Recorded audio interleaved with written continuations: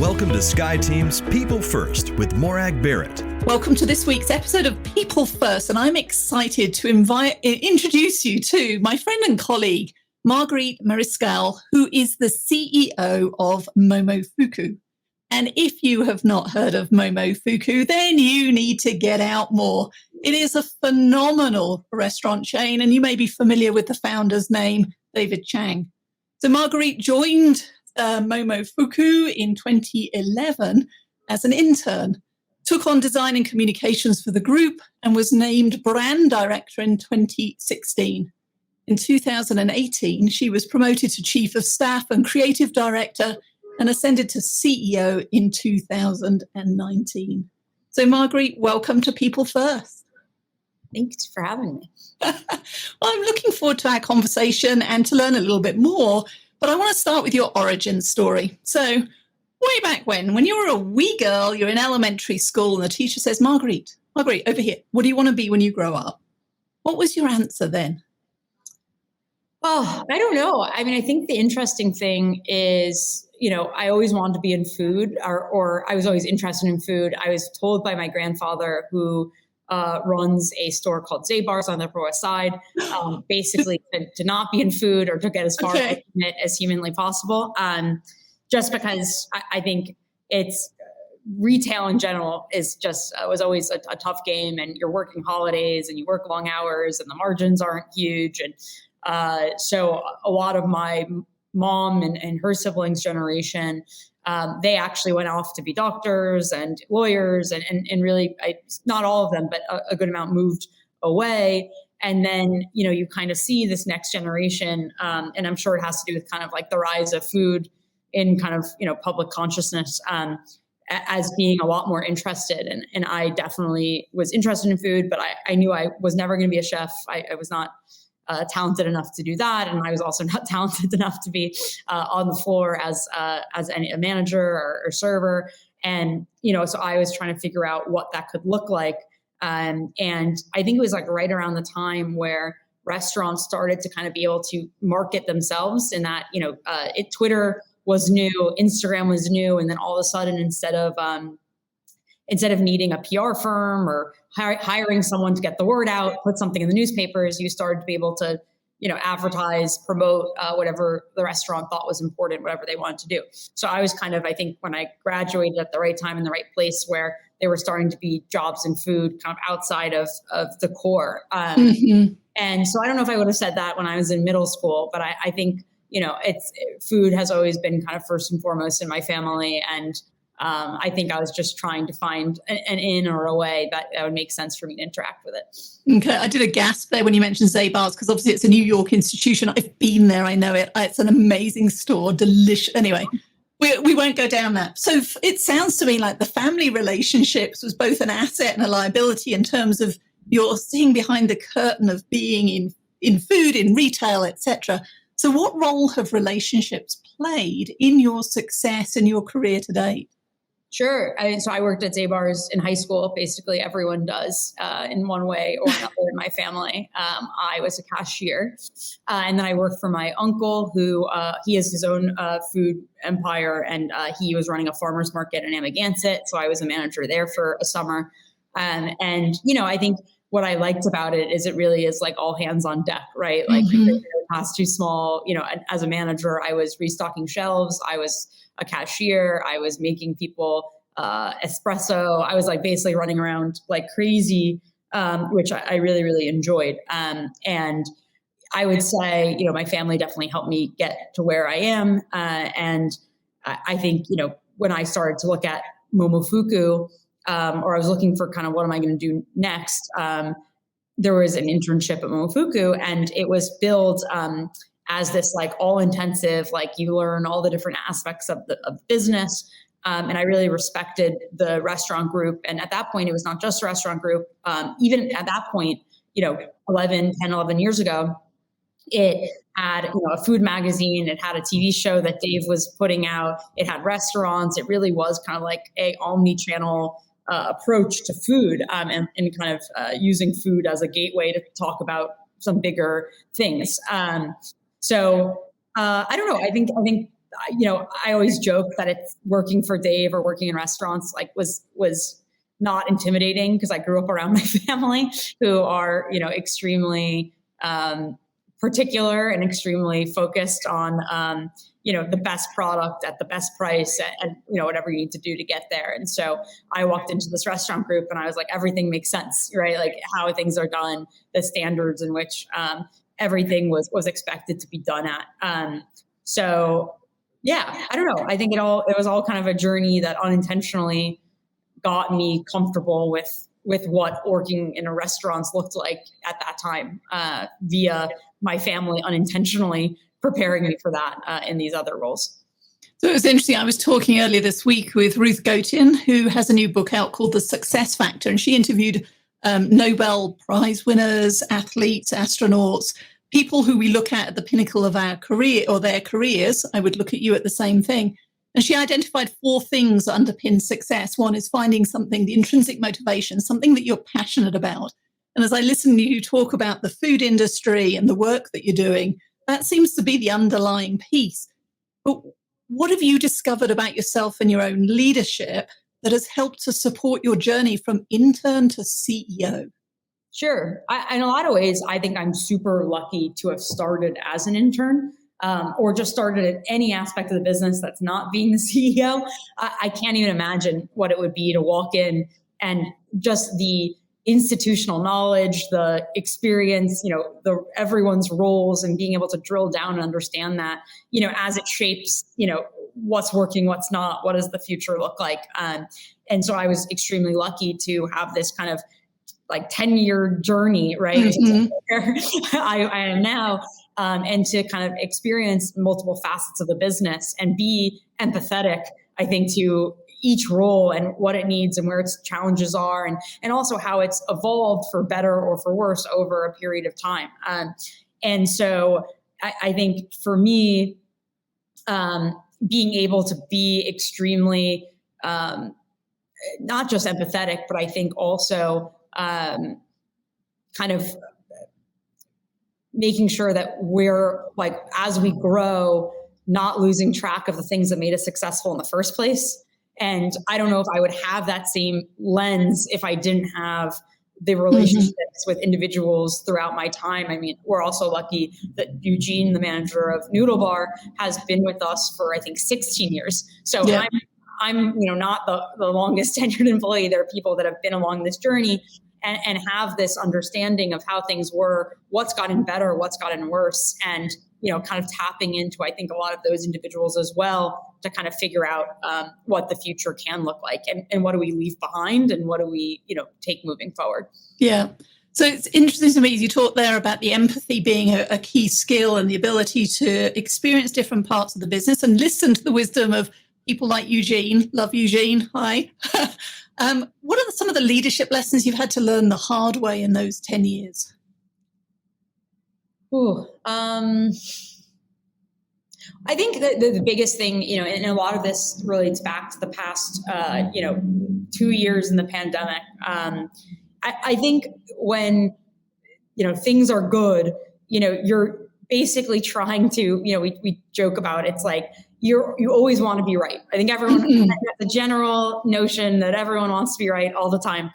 And, I think we used to think that was possible, or maybe I was young enough to think that was possible at a certain point in my career. And I think, especially over the past years, we've almost had to recalibrate. And the answer is not being right all the time. The answer is just, trying to make more right decisions than wrong, and understanding that you're not going to make everyone happy, but you have to index for, what is the demographic that you're trying to make happy? And if that's your employees, that's your employees. And you have to focus on that as opposed to, what someone's saying on Twitter or what this article says. And I think for us, we're used to, very luckily, having critical acclaim over the years. And over the past 2 years, it's been, really trying to make decisions internally for our teams. But, that doesn't mean that everyone's going to be happy. That doesn't mean that external forces are going to be happy. And so I think it was really hard for myself and the teams to get comfortable with the fact that for every 9, 10 people that you make happy, you're going to get dissent, but that doesn't make it wrong. That doesn't make it not the right decision at the time to move forward. And so I think we all had to kind of recalibrate expectations when you're dealing with a crisis of how to move forward, and really be uncomfortable in that, or get comfortable with that, which, we luckily as a company have not always had to kind of confront on a daily basis. So we've been living with it on a daily basis. If we use the pandemic as a specific example, it was the ultimate leadership crucible for any business or any individual in terms of turning the world upside down. But certainly in the restaurant and the hospitality industry, it turned it upside down, gave it a good shake, and then kicked it down. Maybe stamped on it a little bit too. So as you look back on 2020 in the last 2 years, what are some of the learnings along the way? And I'm curious how you've managed to maintain a sense of team when everybody's sent home and you're in a business that needs people in the office, i.e. the restaurant, in order to deliver anything. So what happens when the world says, sorry, you can't? Yeah. I think, something that was really huge for us, and I can give an example, was especially as anything related to being physically in the stores, that the teams that were in the stores were the ones driving the conversation around comfort with going back to work, as well as the conditions that they would be in. So we had, with the help of our amazing ops team, had all of our general managers and exec chefs basically on a task force to create what is the new normal of operating a restaurant in a pandemic. And how do we handle food deliveries that are coming in? How do we handle, gloves, masks? Like, what are the policies around, family meal, which is a very standard thing in restaurants where the whole staff eats together. All of a sudden in the pandemic, that's not something that was comfortable for everyone. So it's how are we going to rethink what family meal looks like so that people are still getting, sustenance at their shift, but we're avoiding all the things that we need to avoid. So we really had the general managers and exec chefs act as kind of like owners in that, because, if I say this is how it should go, this is what it should look like, I'm not the one on a daily basis that has to be dealing with those conditions, and same with how we interact with guests. So that was very much put to them to figure out what made them comfortable. And on top of that, I think, so that was kind of the immediate response. I think as time has gone on and we've thought about how are you retaining people, because I think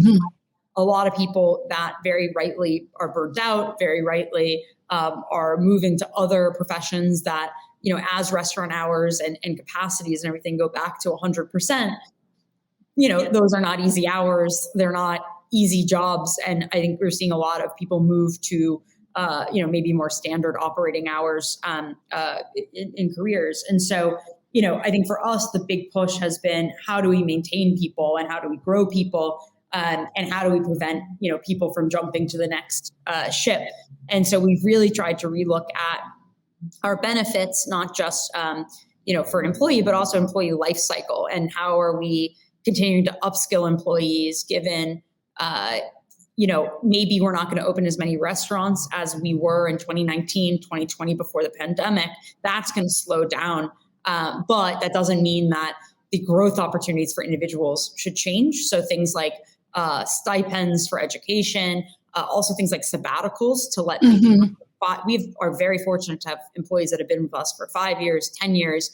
And what are the natural breaks in that? If you're going to be with us for 10 years, there should be kind of like a give back in terms of time and restorative, energy. And so that's, we're very fortunate to have employees that can take advantage of that. And then I think the other piece of it, which is, where you come in, is also in kind of education and coaching around leadership, because, something that I think we've always been super interested in is, Dave Chang's Dave Chang, and he's amazing, but Dave Chang's not the guy who's in your restaurant every single day. He's not the reason you're coming to work every day. Yeah. And so the people that are those people are your executive chef, it's your general manager, it is your manager, it is your team, it's the people you interact with from the office on a daily basis. That's your actual team, and how to make sure that those individuals have the skills necessary to do their job, and also then kind of as a trickle down create an environment for their staff that is where we want to be in the end. So I think that, was an incredible experience for me to see. We did a manager's essential program. And, the graduation that we did, I thought was just so great. And that we had, you had everyone do like before and after of what they thought leadership or management was before and after. And it was unbelievable to see, you had drastically different photos and examples, but a lot of the same themes across everyone. And so much of it to me was pandemic related in that everyone basically said, I used to think there was one way of doing things, or I used to think being a leader was knowing the right answer. And now I understand that it's really about being kind of reactive to what's happening, empathetic, and I don't, getting the right answers to make the right decision as opposed to knowing it intrinsically.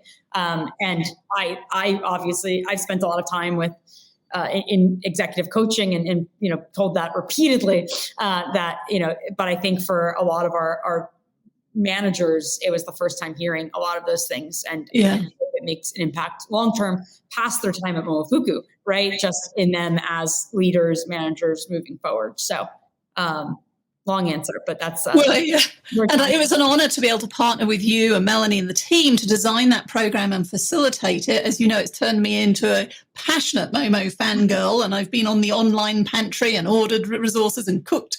I was cooking ramen only this week. And what stood out for me as we went through that program was having you there, because often where we have leaders and it's for first line supervisors, et cetera, whatever, we often hear, well, when are they going to go through it? Are our bosses going to go through it? So I think one of the powerful messages was you role modeling that leadership is a journey. And although you may be the CEO, there's benefit for you being there. And in the room, the virtual room, we had corporate office staff, we had front of house, we had back of house from different stores, and people who may not have ever met in 3 dimensions, but to watch over the life cycle of the program, them come together. And I think from the graduation, one of the messages and themes that stood out for me was I thought I was on my own and it was just me, that I was broken or I didn't know. Now I understand it's a we, and I have others that I can reach out to for advice and guidance. It builds that sense of community. Yeah. No, that's so true. That was definitely one of the takeaways. And, I think another big piece is also just having a common language, right? I think everyone understanding that, exactly as you said, we're all in it together. And also that there's no one person who does have all the answers, right? Like I'm as clueless in a lot of situations as the next person. And all we can do is really try to work together to find out the best possible solution and move forward. And I think, something Marshall Goldsmith is always saying, it's an executive coach is just, it's your job. It's your job to make the decisions. It's not your job to be right. It's not your job to be basically making decisions, because that's, what your job is to do as a leader, as a manager, and make the best possible decision you can given the information. And so I think in these times, just given, what's the right answer today could be the wrong answer tomorrow, with changing regulations around, mask policies, vaccination, COVID rates in your respective city. It really does require this kind of everyone being on the same team and moving forward and trying to make the best decision for our teams and our employees. And that's basically it. So I think that's there's almost a comfort in knowing that, and that you're not missing the point. You're not missing this information you're supposed to have. We're all just kind of trying to move forward in the best possible way. So how do you role model that courage and vulnerability to make a decision without what might feel like without full information, because information is changing so fast, but also the vulnerability of, I don't know, it may go wrong. How do you role model that and therefore build that capability within the team? Yeah. I don't know, Dave Chang always talks about that scene in 8 Mile where Eminem goes and he basically calls out everything that the other person was going to make fun of him about, and basically disarmed and his opponent. And I think something at Momofuku we talk about a lot is, being your own harshest critic. And the more that you can kind of put forward, what are the flaws in this plan? Why might this not work? What are the other things that we thought about? The more that you also give permission to others to, name those things as well, right? Or, to say, hey, keep me honest. If this isn't working, tell us. And I think, during the pandemic, we started an email address that's still active, which is just like Marguerite@momofuku.com, because the idea was we had all these hourly employees, a good number of who were let go during the pandemic. And, but that didn't mean we were done communicating with them, right? It was, obviously there's a lot of questions, there's unemployment, we did a charity, we started a nonprofit charity to help try to raise funds. And so we were in kind of constant communication. But we wanted to make sure there was a mechanism where it wasn't just information going out, but there was also the ability for people to send information back, like, hey, I don't think this works, or, I haven't gotten an answer on this, or have you thought about that? And so it was like a really useful exercise to be able to kind of like see, what was the temperature, right? And that along with like anonymous surveys. But I think the more that you can do to kind of name the potential, pitfalls, the more that people are not going to hesitate to point them out if they get there. And so I think that's something that's always been very core to what we do. And, we always talk about running questions through a crucible. So, not a question, but running any kind of potential solution through a crucible, right? So like, yes, that would work, but what are the reasons it won't? Or, have we talked to, Eugene, would he have a different opinion? Or, and I think trying to do all of that work up front so that as things arise, there's an understanding as to where things are going to go wrong. So I don't know, hopefully that can help model behavior for people, so that when they're going through the same process, they're with their teams more open about what will or will not work, as well as being honest with me when things inevitably don't turn out the way that you want them to. All right. So as you look to the future in 2022 and 23 and beyond, how are you seeing the industry changing, and what are you having to do? You have to bring the dog on camera. What's the name? What dog do we have down there? Her name is Carmela, and she is extremely codependent. That's fine. She has something to share. Yeah. So how do you see the industry training, and what is the Momofuku group of companies doing to remain competitive? Yeah. So I think everything along education that we talked about, I would say on top of that, I think what we're trying to do is, and this is something, so labor was an issue pre-pandemic. It's not a pandemic related issue. And I think we've always kind of had the mentality where if you can train people for what you need them to do, that's the best case scenario. If you upskill employees. And so, if someone comes in as a prep cook, what's that pathway to get them up to being a line cook, a sous chef, eventually an executive chef? And not that that's what everyone wants, but if that is what someone wants, we should be there to help them, because that solves our problem in terms of retention, growth, and that solves, for someone leaving better than they came in terms of job preparedness. So we're doing a lot around kind of positional training. And then as well as I think something that we've always been really proud of is the tenure of some of our employees. So when we re-looked at our benefits, we thought, how do we then, if that's our end goal, that's what we want, how do you make your benefits reflect that? So I mentioned the sabbatical, but also things like hourly employees having their tenure equate to more PTO, have it equate to more benefits, so that, if you've been with us for 3 years, and you're looking for your next job, there's a reason you might pause and say, well, things get even better for me here as opposed to going elsewhere. So that was a big thing for us. And then really, I think the hardest thing, and I think this is true for every industry right now, it's a very much a moving target, right? What was competitive a year ago might not be competitive today.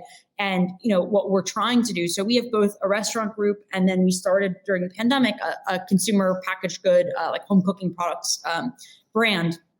And it's been interesting because you look at the benefits that something like a home cooking's product has, right? Where it's, you work remote, it's way more, unlimited vacation days. I don't know, the things you maybe equate more with like a tech company. And then you have restaurants. And I think what we're trying to do is like, as we kind of learn what's going on in this other space, can we apply any of these things universally to both groups, right? Because hospitality has always lagged other industries in terms of benefits, all of these things. So, something that we're rolling out is 16-week parental leave, which, is maybe more standard in other industries, but in hospitality has just been so far removed. There's a lot of more QSR, so like quick service restaurants that are doing things like that, like Sweetgreen. But when you look at full service sit down restaurants, that's where you're like, and a lot of it's because a lot of them are one-off, two-off smaller groups, right? That don't have the backing to provide, a lot of these things. And so for us, when you talk about plans for 2023, 2024, like, I think we realized like 5 years ago, like scale's not bad. Scale is good. I think scale is bad when you view yourself as being this bespoke, specific restaurant group. And I think that's great. And I think we always will be, but there's a reason that Google can offer what Google offers. Yes. And so I think what we're trying to find is the balance of, we need to grow. We need to be like, growth equals being able to provide more. And so whether that's via CPG, restaurant growth, we want to make sure that we're continuing to be able to offer more because, in a good way, that's the trend right now, right? Like its benefits are only increasing.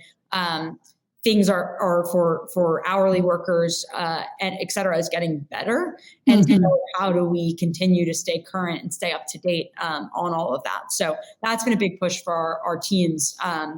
But yeah, so I don't know. I mean, it's exciting. We can now love it. Future in a way that, I think the past 2 years have been very focused on. Well, I applaud you for the ongoing investment in the people, like you said, the career development, whether it's helping accelerate their career within Momo or setting them up for success for a career elsewhere. They're leaving better than when they arrived. That means there's a good story and therefore a ready line of talent wanting to join to get a piece of that. And then things like the parental leave, that is from somebody coming from Europe. I applaud you. It's about, I'm glad you're leading the way. So thank you for that. You're extremely aware of how far the US trails basically everywhere else in those categories. Yeah. So as we come to the end of our time together, I'm just curious, if you could talk to your younger self, it's kind of a double-barreled question. What's the one piece of leadership advice that you wish you'd learned sooner? AKA, you also wish others would learn sooner. Sure. Yeah, I think for sure, I don't know, as a joke, but it's like Murphy's Law is real, but it's also okay. Like the fact that everything will go wrong, but that's not a bad thing. And that I really think for us as a group, for me as an individual, getting through the last 2 years has made basically any problem anyone presents me okay. It's like, we'll figure it out, right? It's like, we figured out this, we figured out that, like, this might seem burning and horrible and ending everything. But if we made it past all these other pieces, we'll collectively make it past this. And I think it has taken my overall, in March, April, May, June, my anxiety was through the roof. But I think since then, it's given me perspective on something that I might have perceived as being, like off the charts is now, a little murmur compared to what we've gone through. So I think it's like with time and with experience, you have enough data points to know what's manageable and what you'll get through. And I think as like a younger leader, everything felt like on fire and everything was horrible and everything wouldn't be okay. And I think I've now seen enough to know, even if it seems that way in the moment, history shows that you get through it, it is okay. And approaching it from that angle, usually also has better results as well. So that's been my takeaway from the past 2 years. Well, Marguerite, thank you for sharing your leadership journey today on People First. I wish you and the whole team at Momo ongoing success. And I look forward to my next trip to New York and continuing to savor the delights. Amazing. Thank you so much for having me. Thank you so much for joining Morag today. If you enjoyed the show, please like and subscribe so you don't miss a thing. If you learned something worth sharing, share it. Cultivate your relationships today when you don't need anything before you need something. Be sure to follow SkyeTeam and Morag on LinkedIn, Facebook, Twitter, and Instagram. And if you have any ideas about topics we should tackle, interviews we should do, or if you yourself would like to be on the show, drop us a line at info@skyeteam.com. That's SKYE team.com. Thanks again for joining us today, and remember, business is personal and relationships matter. We are your allies.